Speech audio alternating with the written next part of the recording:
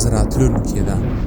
هو، هغه ورځ راتلونکې ده چې د غیبي نړۍ پردې لرې او ملک الموت د هیبتناکه څهرې سره ستا د روح د اخیستلو لپاره حاضر شي. هو، د هغې لحظې په اړه هم فکر وکړه چې ستا سترګې د تل لپاره پټې شي. ستا نږدې خپلوان ستا بې روحه جسد په اوږو کړي، غسل درکړي او د هدیرې په لور دې یوسي. په هغه ورځ چې ته به خپل وجود هیڅ اختیار ونه لري.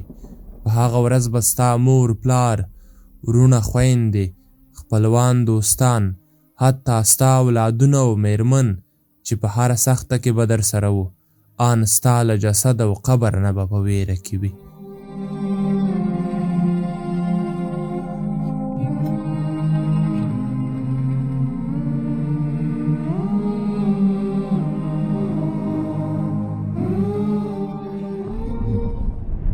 وروسته له هغې چې په تا خاورې واړوي، ټول به درته د رحمت او مغفرت دعا کوي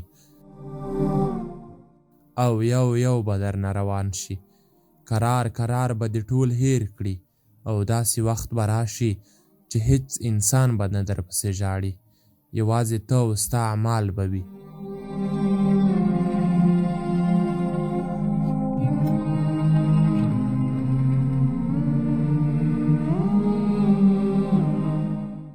د خپلو اعمالو مطابق یا خو به د اور لمبې وګورې او یا هم شنه او ښایسته باغونه.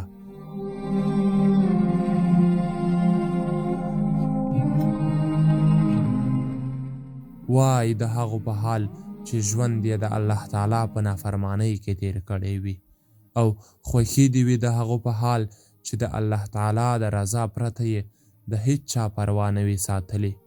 رښتیا په هغه ورځ به ته رب ته څه جواب ورکوې چې ستا د وجود هر غړی ستا په خلاف ګواهي ورکړي، هره ګناه دې در په یاد کړل شي او د حیا او شرم نه اوبه شي.